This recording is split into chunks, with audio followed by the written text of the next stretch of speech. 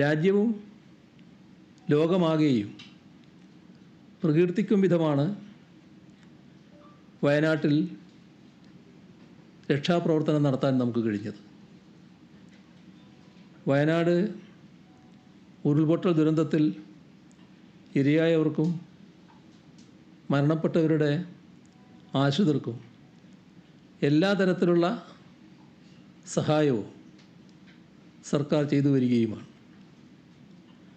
ഇതിനോടകം ദുരന്തത്തിൽ മരണമടഞ്ഞവരുടെ ആശ്രിതരായ 131 കുടുംബങ്ങൾക്ക്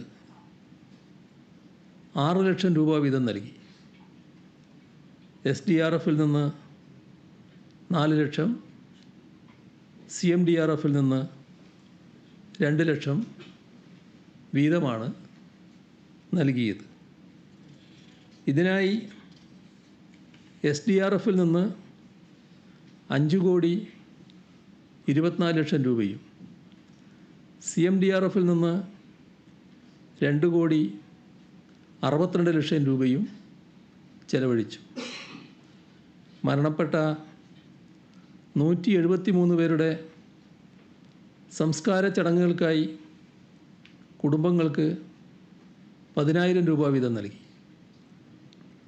ദുരന്തത്തിൽ ഗുരുതരമായി പരിക്കേറ്റ് ഒരാഴ്ചയിൽ കൂടുതൽ ആശുപത്രിവാസം ആവശ്യമായി വന്ന 26 പേർക്ക് 17,16,000 രൂപ സഹായമായി നൽകി.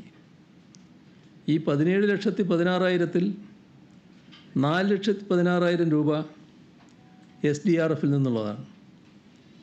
ബാക്കി 13 ലക്ഷം CMDRFിൽ നിന്നുമാണ് അനുവദിച്ചത്. ദുരന്തത്തിൽ പരിക്കേറ്റ് ഒരാഴ്ചയിൽ താഴെ മാത്രം ആശുപത്രിയിൽ കഴിഞ്ഞ 8 പേർക്കായി SDRFിൽ നിന്ന് 43,200 രൂപയും CMDRFിൽ നിന്ന് 4 ലക്ഷം രൂപയും വീതം അനുവദിച്ചു. ആകെ 4,43,200 രൂപ ഈ ഇനത്തിൽ ചെലവഴിച്ചു.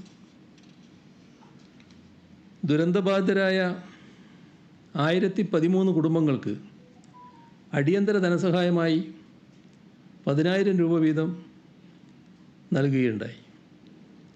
SDRFിൽ നിന്ന് 5,000 രൂപ, CMDRFിൽ നിന്ന് 5,000 രൂപ, ഇങ്ങനെയാണത് നൽകിയത്. 1,01,30,000 രൂപ ഇതിനായി ചെലവഴിച്ചു. ദുരന്തബാധിത കുടുംബങ്ങളിലെ 1,694 പേർക്ക് ഉപജീവന സഹായമായി ദിവസം 300 രൂപ വീതം നൽകി. 30 ദിവസത്തേക്ക് 1,52,46,000 രൂപ ഈ ഇനത്തിൽ നൽകിയിട്ടുണ്ട്. കിടപ്പ് രോഗികളായ 33 ഗുണഭോക്താക്കൾക്ക് മുഖ്യമന്ത്രി ദുരിതാശ്വാസ നിധിയിൽ നിന്ന് പ്രത്യേക ധനസഹായമായി 2,97,000 രൂപ നൽകി. 722 കുടുംബങ്ങൾക്ക് പ്രതിമാസ വാടക 6,000 രൂപ വീതം നൽകി. ആദ്യ മാസ വാടക ഇതുവരെ ഇനത്തിൽ 24,95,800 രൂപ ചെലവഴിച്ചു. വ്യത്യസ്ത ദിവസങ്ങളിൽ വാടക വീടുകളിലേക്ക് ആളുകൾ മാറിയിരുന്നു.